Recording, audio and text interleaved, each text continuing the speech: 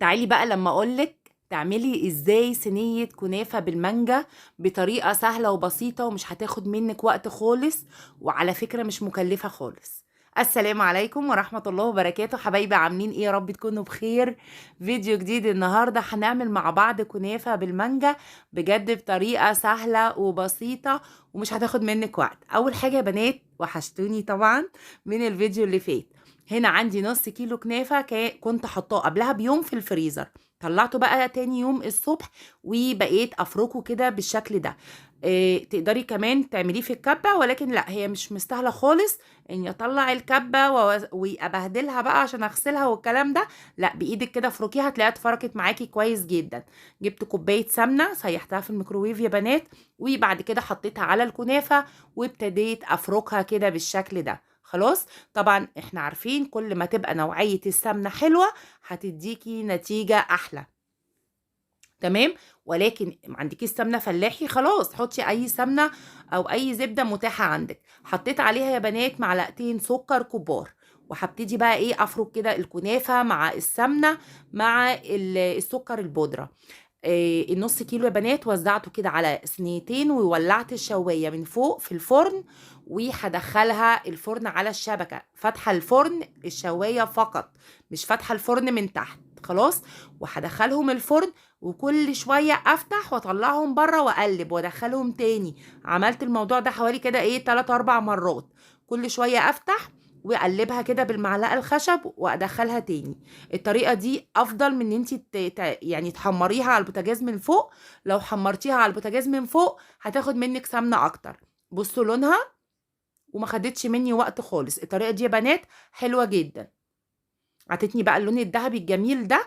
هنا يا بنات عندي مانجا كانت في الفريزر، كنت مفرزاها قشرتها كده زي البطاطس، وبعد كده قطعتها طرنشات بالشكل ده. اخدت منها كده جزء بما يعادل مثلا المج الصغير الشفاف ده اللي بايد اللي في كل البيوت عندنا، بما يعادل يعني كوبايه صغيره كده. و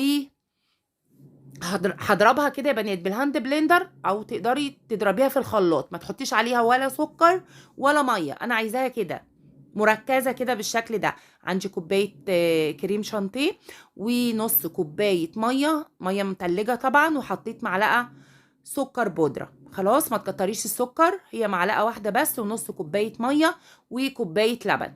اللبن ساقع والميه ساقعه.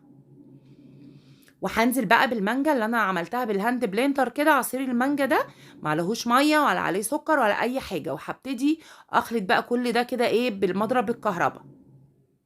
خلاص. افضلي بقى اخلطي كده. نسيت اقولك حطي لايك للفيديو وانزلي اكتبي لي كومنت القمر بقى اللي بيشجعني ويدعمني، اللي انا انزل لكم فيديوهات كتير.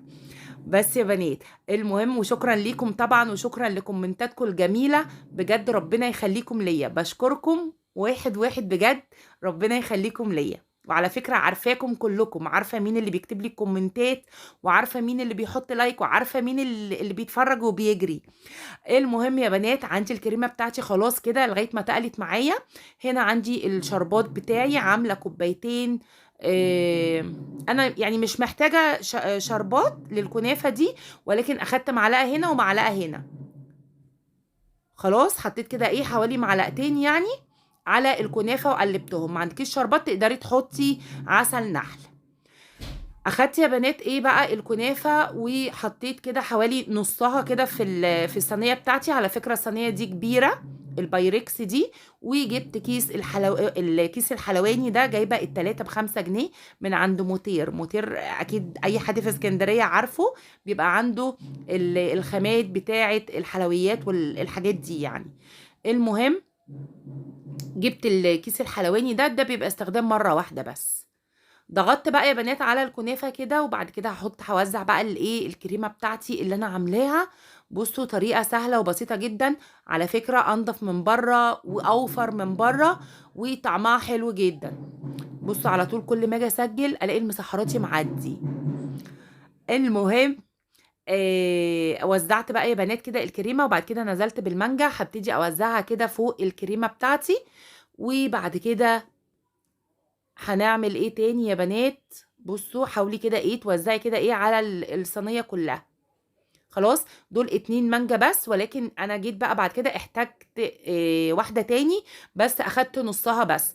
يعني الصينيه دي كلها يا بنات اخدت مانجتين ونص، خلاص من اللي هما الكبار.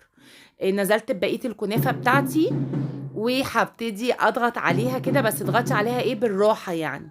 تمام. انا طبعا استنوا بس ايه لغايه ما المسحراتي يمشي وهكمل تسجيل. ايوه بقى كنا بنقول ايه. بس يا بنات ضغطت بقى كده على الكنافه، وبعد كده هحط بقى بقيه الكريمه كده ايه على الوش بالشكل ده، وهبتدي افردها كده ايه على الوش كله. خلاص. وبعد كده هاخد بقيه المانجا احطها على الوش. دي الطبقه ايه الاخيره اللي هي بتاعه المانجا. عايزه اقول لكم ان هي بجد انا صينيه الكنافه دي كنت عاملاها وماما عندي، بجد عجبتها جدا، وكل اللي اكل منها بجد شكر فيها.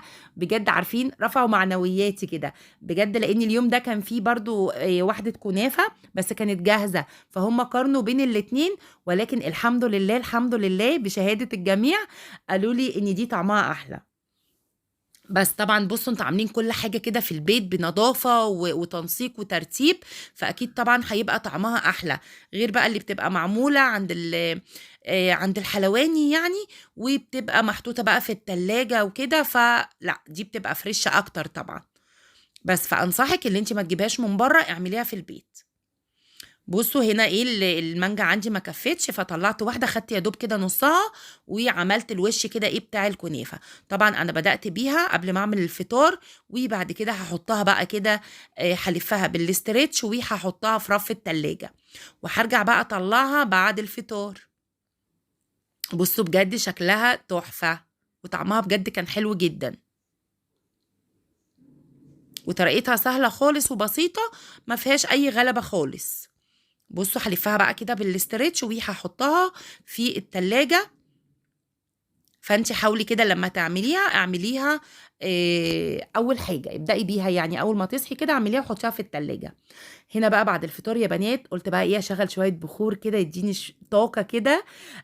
عارفين طبعا اللي انا الصبح مش ببخر في رمضان، مش ببخر عشان هم قالوا ايه ان البخور مش مستحب يعني.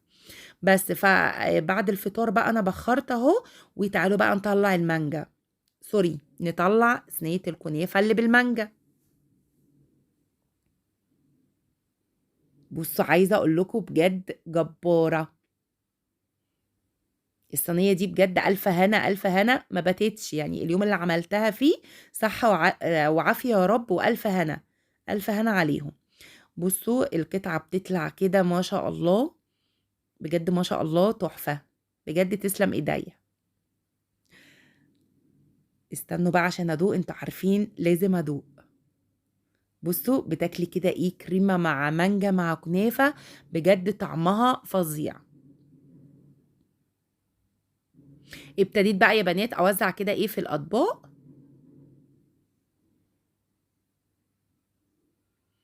دي بقى ايه الكنافة دي كانت جاهزة زي ما قلت لكم، نصها بالمانجا ونصها لوتس. تمام. بس عايزة اقول لكم بجد والله اللي انا عاملاها كان طعمها احلى بكتير. ابتديت بقى هحط كده في الاطباق عشان يقارنوا بين دي ودي، والحمد لله انا اللي كسبت. فبجد جربوها، طريقة سهلة وطريقة بسيطة، وبجد هيحبوها جدا. ده يا بنات الفيديو بتاعي النهاردة، اتمنى ان هو يكون عجبكم. وان شاء الله تعملوها وتكتبوا لي في الكومنتات تحت اللي انتوا عملتوها. لو عجبك الفيديو لايك واشتراك في القناة، والسلام عليكم ورحمة الله وبركاته.